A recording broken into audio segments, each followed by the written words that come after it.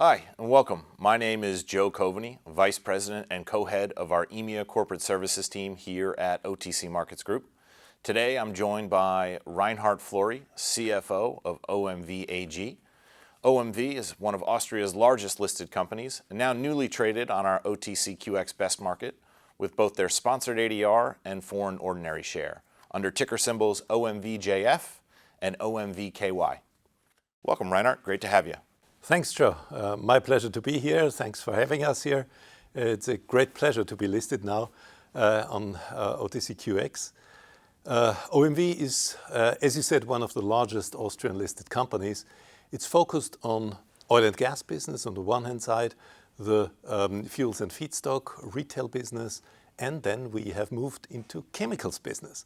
And in that, we are going to get one of the world champions. So as you mentioned, OMV is an integrated company with distinct and unique business lines. Perhaps you could kind of elaborate and go into detail on what the different goals for each business line are. Sure. OMV always has strived for adding chemicals as an extension of the value-added line that we have in our production. Now, we have successfully done that via the majority acquisition of Borealis in 2020. Borealis is a polyolefin producer of a world rank, specifically in Europe.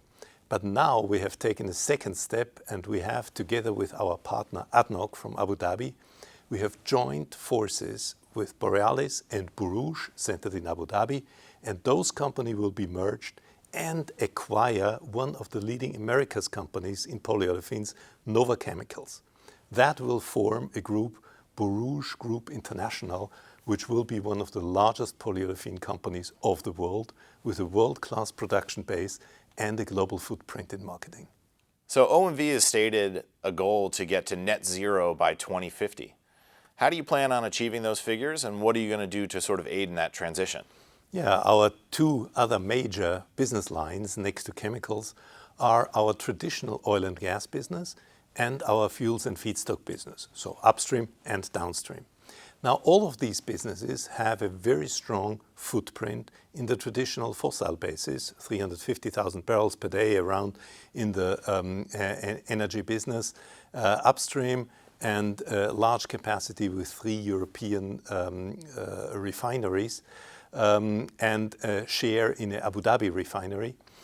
And in addition to that, also some retail business. And we strive to bring all those business also to the next generation, to the challenges that we have ahead of us. And therefore, we have set the target to be net zero in 2050. Now this goes only stage by stage, and we are adding sustainable businesses to that.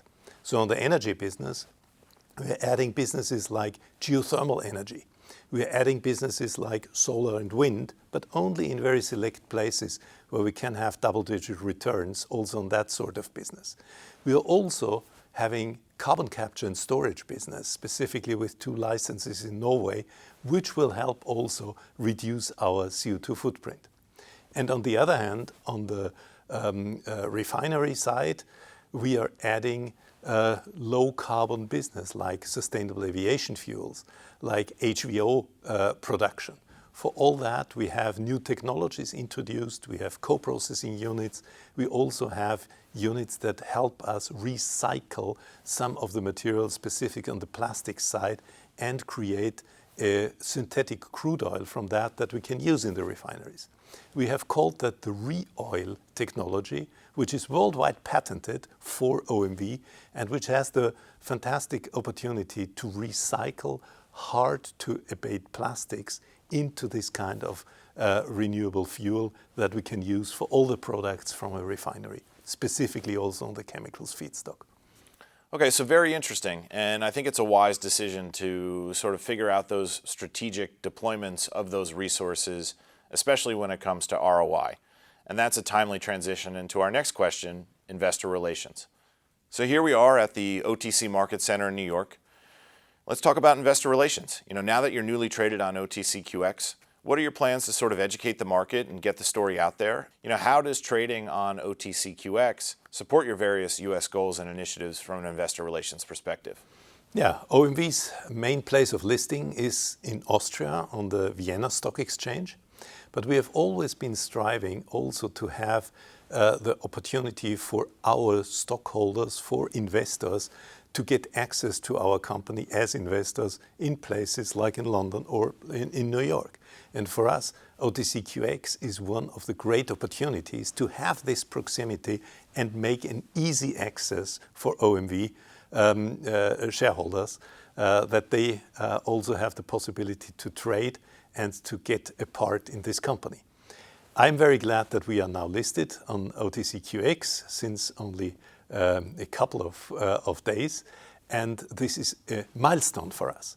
Why? Because specifically today, when European stocks are getting more and more interesting also for US investors again, this is the area where we want to be there and where we want to also offer our company, our performance to our shareholders.